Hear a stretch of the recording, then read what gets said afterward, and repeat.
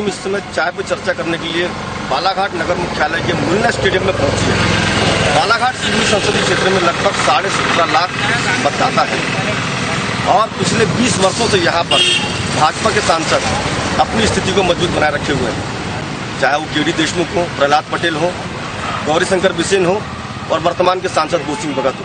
भाजपा का गढ़ माना जाता है बालाघाट सिवनी संसदीय क्षेत्र। इस समय हम मुन्ना स्टेडियम में, जहाँ पर विभिन्न प्रकार के लोग, कुछ बुद्धिजीवी हैं, कुछ अधिवक्ता हैं, कुछ पत्रकार भी हैं, कुछ खिलाड़ी हैं और कुछ दवा व्यवसाय के लोग से जुड़े हुए हैं। आइए हमसे चर्चा करते हैं, चाय पर चर्चा करते हैं तो बालाघाट सिवनी संसदीय क्षेत्र का मिजाज क्या है। यहाँ की स्थिति काफी हद तक जातिवाद पर आधारित है। जातिवाद से ग्रसित इस बालाघाट सिवनी संसदीय क्षेत्र में इस बार कांटे का मुकाबला हो रहा है। भाजपा के जो सांसद थे बोध सिंह भगत, उनकी टिकट कट गई, उनकी जगह ढाल सिंह बिसेन को टिकट दी गई है। वहीं कांग्रेस से मधु भगत है, पुराने जो बसपा से खड़े हैं कंकर मुंजारे, जो विभिन्न पार्टियों का नेतृत्व कर चुके हैं पहले, इसके अलावा मिलाकर 5 महत्वपूर्ण दावेदार इस बालाघाट सिवनी संसदीय क्षेत्र में है, जिन्होंने इस चुनाव को काफी रोचक बना दिया है।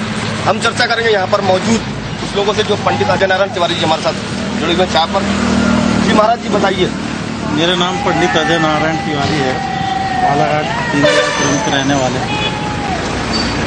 बालाघाट में जो सांसद चुन के जाते हैं, सांसद का अर्थ होता है कुछ नीतियां जाकर के दिल्ली में तैयार करना सांसद भवन में। यहाँ की जो नीतियां तैयार होती है वो जातिवाद नीतियां तैयार होती, और वो जब जातिवाद नीतियां ही चलती है, बाकी कोई काम अच्छा करे ना करे इससे कोई मतलब नहीं है उनको। अपने जातिवाद से वो आगे बढ़ते हुए उन लोग काम करते हैं, मेरा जाति बढ़ जाए, मेरे समाज को ऐसा करूंगा वो करूंगा। और आप देखें तरक्की के नाम से आपको रोड दिख रही है, कोई तरक्की नहीं है। तो अजय जी बताइए, यहाँ पर पिछले 20 वर्षों से 21 वर्षों से भाजपा के सांसद रहे हैं, भाजपा गढ़ माना जाता, तो क्या 20 वर्षों में बालाघाट जिले का विकास नहीं हुआ है? हाँ, उनके समाज का विकास हुआ, सामाजिक विकास हुआ। देख लो ना, 3 खड़े आप, बोध सिंह भगत, मधु भगत, ढाल सिंह बिसेन, ये कौन है? ये अपने समाज का वो नीति तैयार करते जाके दिल्ली में। यहाँ कोई नीति नहीं बनाते, यहाँ आ जाएंगे, चाय पियेंगे, बस बातचीत करेंगे, बाकी कुछ नहीं। यहाँ कोई विकास नहीं है। किसानों के नाम से तो पूरा ढेर है बालाघाट। बहुत अच्छी बात बताई अजय नारायण तिवारी जी ने कि बालाघाट जिले में जातिवाद चरम पर है और एक जाति विशेष से 3 प्रत्याशी खड़े हुए हैं। कांग्रेस से भी जाति विशेष का प्रत्याशी है, भाजपा से भी जाति विशेष का प्रत्याशी है, और जो भाजपा के बागी हैं बोध सिंह भगत, वो भी जाति विशेष से है। तो कहीं ना कहीं जातिवाद से ग्रसित है बालाघाट जिला। इसके पश्चात हम दवा व्यवसायी से बात करेंगे। बताइए, हेलो, बालाघाट का विकास हुआ, क्या चीजें लिखती हैं आपको? बालाघाट में सिर्फ जातिवाद है, बाकी विकास के नाम तो कुछ भी नहीं है। और मैं मीडियम वर्ग का हूँ, जो भी पार्टी आती है वो होते या तो गरीबों की सोचती या पैसे वालों की सोचती। आम आदमी और मीडियम परिवार का कोई नहीं सोचता, उसको तो जैसा आप पैथोलॉजी चलाते हैं, क्या आप जीएसटी से और नोटबंदी से ग्रसित हुए, परेशान है? बहुत जीएसटी पहले हम जो 6% देते थे, आज की रेट में 28%, 18% ये देते हैं। यानी 1 लाख को जो 6,000 रुपये देते थे, आज 28,000 रुपये, 18,000 रुपये ये देना पड़ता है। क्या लगता है आपको कि बालाघाट जीतेगी कि बालाघाट में कांग्रेस जीतेगा कि भाजपा जीतेगा? बालाघाट में कांग्रेस जीते चाहे बीजेपी जीते, जीतना तो पवार को ही है, और पवारवाद यहाँ पे बहुत है। फिर वही बात बार बार आ रही है कि यहाँ पर समाज विशेष का ही दबदबा है और होना भी चाहिए। बहुसंख्यक मात्रा में पवार जाति के मतदाता है, उसके पश्चात लूदी है, मरार है और आदिवासी मतदाता भी है। लेकिन रोचक मामला यही बनता है कि एक ही जाति के लोगों को बार बार प्रतिनिधित्व क्यों मिलता है। हमारे साथ अधिवक्ता बिसेन जो खुद एक जाति विशेष से है, हम इनसे बात करेंगे। बालाघाट जिले में विकास हुआ है तो क्या हुआ है और क्या क्या होना चाहिए था, क्या नहीं हुआ? देखिए, 98 से जैसे आपने बोला कि लगातार भारतीय जनता पार्टी के सांसद है, मैं इसमें और आपका ध्यान आकर्षित कराना चाहूंगा कि भारतीय जनता पार्टी के सांसद कार्य नहीं कर रहे हैं, इसीलिए लगातार उनकी टिकट कट रही है। माननीय गौरीशंकर बिसेन जी 98 में सांसद थे, उनकी टिकट कटी। प्रहलाद पटेल जी को टिकट दी गई, प्रहलाद पटेल जी चुनाव जीते, उनकी टिकट काटी गई। उसके बाद फिर गौरीशंकर बिसेन को टिकट दी गई, फिर गौरीशंकर बिसेन की टिकट काट के केडी देशमुख जी को टिकट दी गई, और केडी देशमुख जी के बाद बोध सिंह भगत जी को टिकट दी। लगातार 5 बार संसदीय क्षेत्र में भारतीय जनता पार्टी के सांसद रहे, और सभी की टिकट कटना इस बात का द्योतक है कि इन्होंने कार्य नहीं किया। इनके शीर्ष नेतृत्व को समझ आया कि हमारे सांसद कार्य नहीं करते, इनसे उनकी टिकट काटी जाती है। दूसरी चीज, विकास की जहां तक बात है, बालाघाट जिले की सबसे बड़ी ज्वलंत समस्या है ब्रॉडगेज, जो कि 17 नवंबर 1997 में माननीय केंद्रीय मंत्री रामविलास पासवान जी ने उसका भूमि पूजन किया था। उसके बाद 5 सांसद रहने के बाद भी आज भी वो लाइन समनापुर से लेकर नैनपुर तक नहीं चल रही है। ये हमारे जिले के लिए बहुत बड़ा दुर्भाग्य है, क्योंकि जिले की जीवन रेखा होगी तो सिर्फ ब्रॉडगेज होगी, और ब्रॉडगेज का कार्य अधूरा रहने का पूरा का पूरा जो श्रेय है वो भारतीय जनता पार्टी के पूर्व सांसदों को है। धन्यवाद। बहुत अच्छी बात बोली उन्होंने कि ब्रॉडगेज समस्या आज भी जस की तस बनी हुई है। बालाघाट का कबीली उद्योग नष्ट हो चुका है, बालाघाट का टाइल्स उद्योग, चावल नगरी बालाघाट, ये सब नष्ट होने की कगार पर है। तो बालाघाट में विकास क्यों नहीं हो रहा है? इसका एक कारण उन्होंने यही बताया कि भाजपा के सांसद हुआ करते थे, 20 वर्षों से सांसद हुआ करते थे और उनकी टिकट कट रही है बार बार। आइए हम अगली चर्चा करते हैं पृथ्वीराज भैरम जी से, जो अधिवक्ता है। जी बताइए, बालाघाट में विकास भाजपा के सांसदों ने क्यों नहीं किया, आरोप लग रहे हैं। देखिए, ये तो गलत बात है। ये राष्ट्रीय मुद्दों पर आधारित चुनाव है और हमारे इस देश के माननीय प्रधानमंत्री नरेंद्र मोदी जी का कहना साफ है कि सबका साथ सबका विकास, और उन्होंने दलगत राजनीति से ऊपर उठ करके, जात समाज से ऊपर उठ करके उन्होंने सभी समाज जाति वर्ग के लोगों के लिए योजनाएं बनाई है। आपने इस बात बोली कि ये चुनाव राष्ट्रीय मुद्दों पर हो रहा है, देश की आर्थिक व्यवस्था, सरकार ने नहीं दी, दान किया। लेकिन बालाघाट सिवनी संसदीय क्षेत्र का मतदाता और यहाँ का जो नागरिक है उसे मूलभूत सुविधाएं नहीं मिल रही है, इस पर क्या कहेंगे? मूलभूत सुविधाएं होती है, रोड, नाली, पुलिया, स्कूल, तालाब और पानी पीने का स्वच्छ हो और जाने आने के लिए आवागमन के साधन हो। और रहा सवाल ब्रॉडगेज का, मैं ब्रॉडगेज की बात करता हूँ। कांग्रेस की सरकार 10 साल तक यूपीए की सरकार रही, मनमोहन सिंह जी की। कमलनाथ जी केंद्रीय मंत्री रहे, उन्होंने यहाँ पर कभी वित्त बजट में पैसा नहीं दिया। हमारे रामविलास पासवान जी ने यहाँ भूमि पूजन किया था। उसके बाद जब पर्यावरण मंत्री जयराम रमेश थे, उन्होंने पर्यावरण की एनओसी नहीं दी और 4 लेन जो आज पूरे खवासा था वो सिवनी से छिंदवाड़ा ले गए कमलनाथ जी। आज प्रकाश जावड़ेकर जी जब आए, भारतीय जनता पार्टी के मंत्री बने, और बोध सिंह भगत जी ने, जो कि हमारे भारतीय जनता पार्टी के सांसद थे, उन्होंने प्रयास करके ये ब्रॉडगेज के लिए वित्त बजट में प्रावधान पैसा लेके आए। कहा था कि जब बोध सिंह भगत ने अच्छा काम किया तो भाजपा ने टिकट क्यों काटी? भाजपा ने उसकी टिकट क्यों काटी हाईकमान ने? ये तो देखिए, पार्लियामेंट्री बोर्ड तय करता है, वहाँ पर जो रिपोर्ट जाती है, रिपोर्ट कार्ड तैयार होता है, उसके आधार पे पार्लियामेंट्री बोर्ड जब तय कर देता है कि किसको टिकट देना चाहिए। छत्तीसगढ़ में हमारे 11 सांसदों की टिकट कट गई।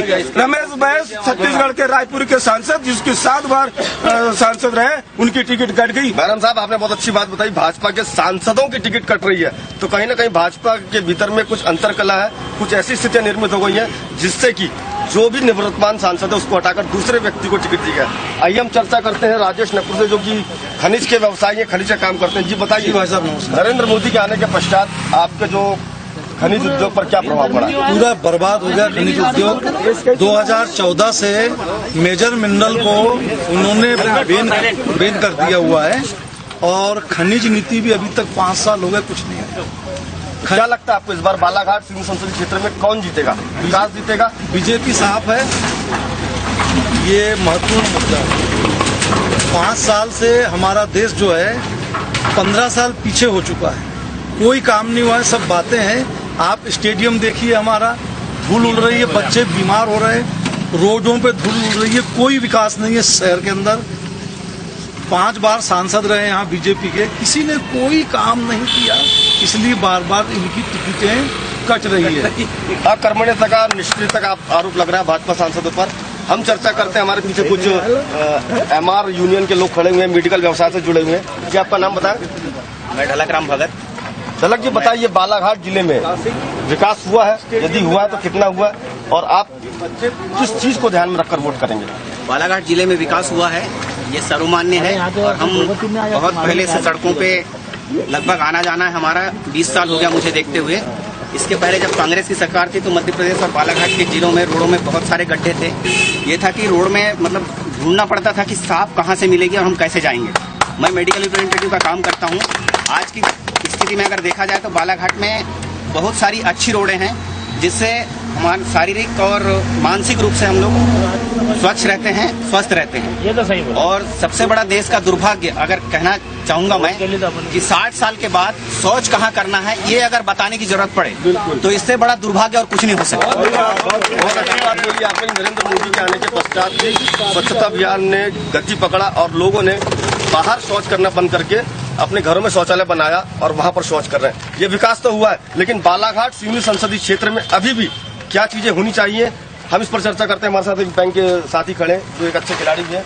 जी आकाश बताइए आप। सांसद पे लोग भाई साहब, विकास तो हुआ है, रोडें बनी हैं, बाथरूम्स बने हैं, बहुत से कुछ हुआ है, लेकिन रोजगार की समस्या बहुत ज्यादा है। क्योंकि अगर आप ये इन चीजों का जो बोल रहे हैं कि आप पानी चाहिए, खाना चाहिए, तो इसके लिए एक साधन भी तो चाहिए। आज रोजगार जो युवा चाहते हैं, आज नशे की लत में पड़े हुए हैं, उनको एम्प्लॉयमेंट नहीं मिल रहा। लोग यहाँ से बालाघाट से नागपुर, रायपुर, भोपाल, आप जहाँ पे भी देखेंगे बालाघाट के लड़के सर्वाइव कर रहे हैं। निजी और जो कुछ भी नहीं है यहाँ पे, जबकि यहाँ पे जो समाज है बहुत बड़ा, पवार बाउंड है, यहाँ पे अच्छे पैसे वाले हैं।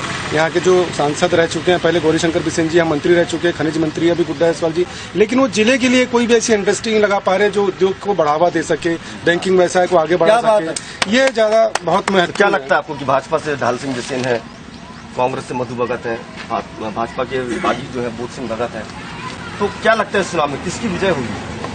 भैया जैसे कि 5 बार यहाँ पे सांसद रह चुके हैं बीजेपी के, इस बार मुझे लग रहा है कि कांग्रेस की यहाँ पे गवर्नमेंट तो है और शायद सांसद भी यहाँ कांग्रेस का बनेगा। हमारे साथ एक युवा किसान भी मौजूद है और बालाघाट में बेरोजगारी है, स्वास्थ्य की कमी है, यहाँ पर अच्छे मेडिकल कॉलेज भी नहीं है। लोग आज भी यहाँ से चिकित्सा लाभ लेने के लिए नागपुर जाते हैं। जी बताइए क्या सुविधा देखने को मिलती है और क्या क्या सुविधा होना चाहिए मेडिकल क्षेत्र में बालाघाट में?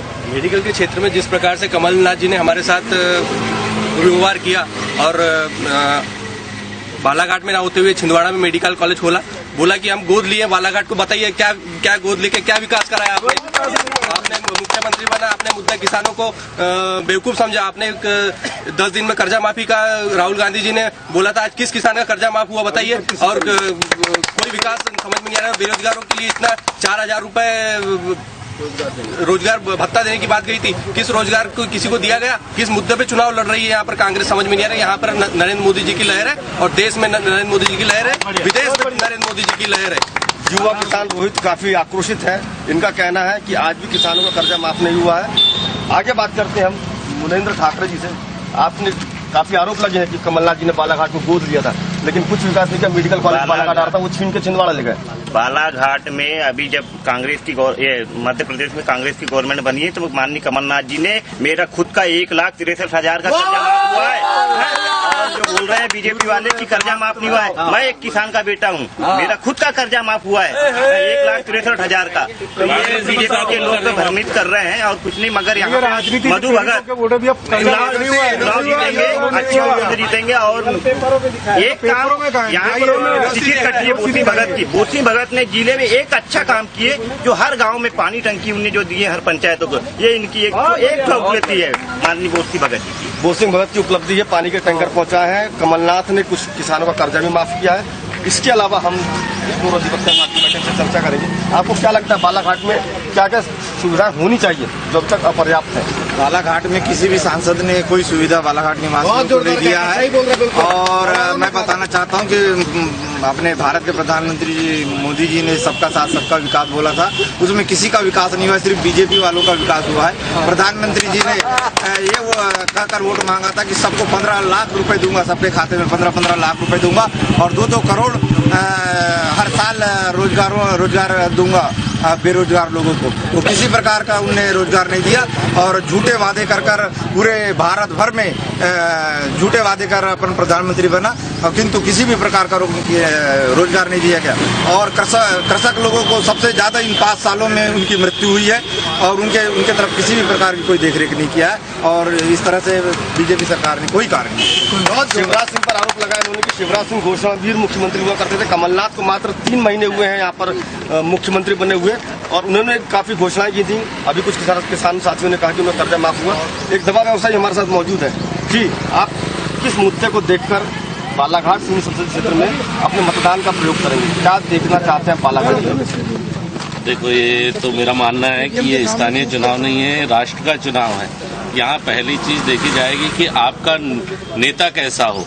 और आज विपक्ष के पास कोई भी किसी प्रकार का नेता नहीं है। और पिछले 5 वर्षों में मोदी जी ने जो कार्य किए, अंतर्राष्ट्रीय स्तर पर जो भारत की छवि बनी, इसका आपने हाल ही में उदाहरण देखा। पुलवामा में अंतर्राष्ट्रीय दबाव इतना पड़ा कि पाकिस्तान को हमारे अभिनंदन को तुरंत दूसरे दिन छोड़ना पड़ा। उसके अलावा आप देखोगे कि जो एक इस्लामिक संगठन का मंच था, जिससे आज से 25 साल पहले जब किसी विदेश मंत्री को भारत से बुलाया गया था तो वापस कर दिया था, पाकिस्तान बायकॉट कर रहा था इसलिए। पर आज ऐसा हुआ कि पाकिस्तान का बायकॉट किया, पाकिस्तान नहीं आया और एक पहला जो विदेश मंत्री है भारत के सुषमा स्वराज उस सम्मेलन में शामिल हुई। उसके अलावा भी आप देखोगे विकास की बात कर रहे, जैसे भी एक भाई साहब ने हमारे बोले कि शिवराज सिंह जी ने क्या किया? मैं तो देखो मेडिकल रिप्रेजेंटेटिव हूँ, रात दिन घूमता हूँ। आज से 15 साल 20 साल पहले ये स्थिति थी कि हम लोगों को हमारे लिए सड़कें नहीं थी। कैसे जाते थे यहाँ से सिवनी पहुंचने में हमको 3 घंटा लगता था, आज 1.5 घंटे में, पौने 2 घंटे में हम सिवनी पहुंचते। और गांव गांव गली गली सड़कें बन गई है नल जल की। हाँ, मैं ये बात मानता हूँ जरूर, एक निष्पक्ष बात नहीं करूंगा मैं कि जैसे रोजगार का अवसर होना चाहिए, यहाँ रोजगार के लिए कोई कंपनियां फैक्ट्रियां ये आनी चाहिए, लेकिन ऐसी कोई व्यवस्था नहीं की है। यहाँ के सांसद निष्क्रिय रहे हैं। साथ में दोष भी दूंगा मैं कांग्रेस को भी, क्योंकि कांग्रेस ने भी पिछले 70 वर्षों तक यहाँ पे राज की, उसके भी काफी सालों तक के सांसद रहे, उन्होंने भी कुछ नहीं किया। और बालाघाट संसदीय क्षेत्र में न कांग्रेस के सांसदों ने कुछ किया, न ही भाजपा के सांसदों ने कुछ किया।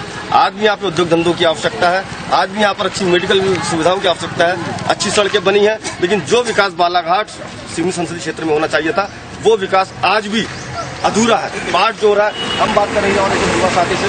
आपका नाम? आप किसे वोट करेंगे और क्यों करेंगे? मैं मोदी जी को वोट करूंगा। क्यों करेंगे?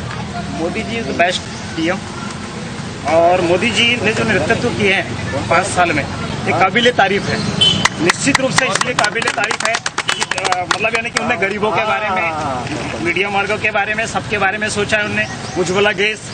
अच्छा, मोदी जी बेस्ट पीएम है, तो राहुल गांधी को आप क्या मानते हैं, वो कहाँ पर है? नहीं, वो निर्णय लेने में सक्षम नहीं है राहुल गांधी, है ऐसा पूरा देश माना है। राहुल गांधी निर्णय लेने में सक्षम नहीं है, मोदी बेस्ट पीएम है। लेकिन आज सभी युवा मानते हैं कि देश सुरक्षित हाथों में। विश्व स्तर पर नरेंद्र मोदी ने भारत की एक ताकत बनाई है, पहचान बनाई है, इज्जत को बढ़ावा दिया। हमारे साथ एक और युवा साथी जो अधिवक्ता भी हैं, जी बताइए, राष्ट्रीय मुद्दे पे चुनाव हो रहा है, लेकिन बालाघाट जिले में क्या राष्ट्रीय मुद्दे हावी रहेंगे या फिर यहाँ पे स्थानीय मुद्दे हावी रहेंगे? नहीं, बिल्कुल राष्ट्रीय मुद्दे हावी रहेंगे। मैं इस बात को मानता जरूर हूँ कि जिले स्तर पे जितना विकास होना चाहिए उतना विकास नहीं हो पाया है, लेकिन राष्ट्रीय स्तर पर नरेंद्र मोदी जी ने जो कार्य किया है पिछले 5 सालों में वो सराहनीय है। और मैं समझता हूँ कि आने वाले 5 सालों में अगर उनको और मौका दिया जाता है तो हमारा देश बहुत तरक्की करेगा। और उन्हीं को देखते हुए हम, क्योंकि उनको लाने से पूरे देश स्तर पर विकास होगा।